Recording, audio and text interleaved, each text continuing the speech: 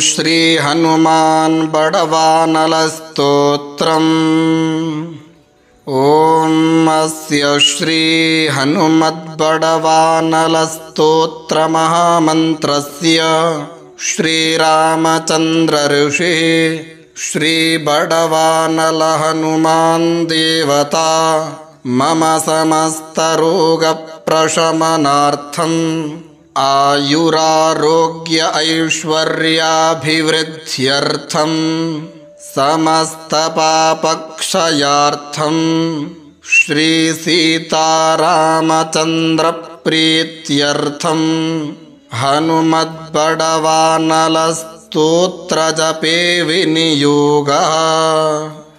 ओम ह्रां ह्रीं ओं नमो भगवते श्रीमहाहनुमते प्रकटपराक्रम सकलदिङ्मण्डलयशोभितान् धवलीकृतजगत्त्रितय वज्रदेह रुद्रावतार लंकापुरी दहन उमा अनल मंत्र उदधिबंधन दशशिरकृतान्तक सीताश्वासन वायुपुत्र अंजनी गर्भसंभूत श्रीराम लक्ष्मणानंदकर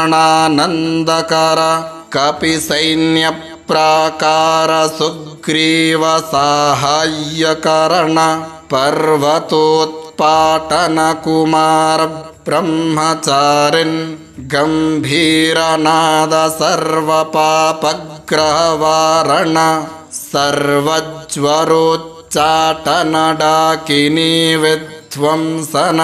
ओम ह्रां ह्रीं ओं नमो भगवते महावीराय सर्वदुःखनिवारणाय सर्वग्रहमण्डल सर्वभूतमण्डल सर्वपिशाचमण्डलोच्चाटन भूतज्वर एकाहिकज्वर द्वाहिकज्वर त्र्याहिकज्वर चातुर्थिकज्वर सन्तापज्वर विषमज्वर तापज्वर माहेश्वर वैष्णव ज्वरान् छिन्दी छिन्दी यक्षराक्षस भूतप्रेतपिशाचान् उच्चाटय उच्चाटय।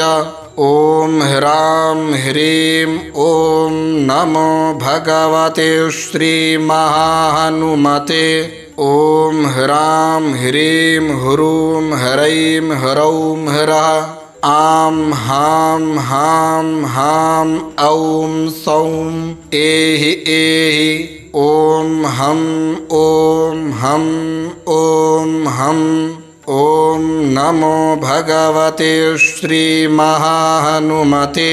श्रवणचक्षुर्भूतानां शाकिनी डाकिनी विषमदुष्टानां सर्वविषं हर हर आकाशभुवनं भेदय भेदय छेदय छेदय मारय मारय शोषय शोषय मोहय मोहय ज्वालय ज्वालय प्रहारय प्रहारय सकलमायां भेदय भेदय।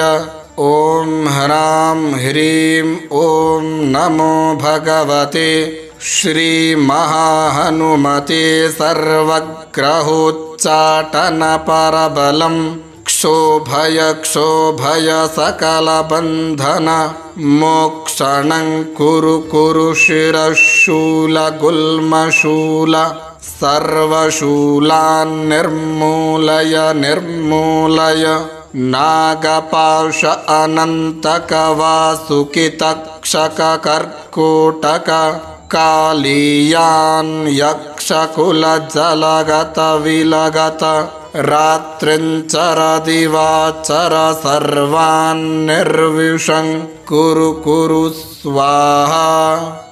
राजभय चोर भय परयंत्र परमंत्र परतंत्र परविद्या छेदय छेदय स्वमंत्रस्य स्वयन्त्र स्वविद्यः प्रकटय प्रकटय सर्वारिष्टान्नाशय नाशय सर्वशत्रून्नाशय नाशय असाध्यं साधय साधय हुं फट् स्वाहा।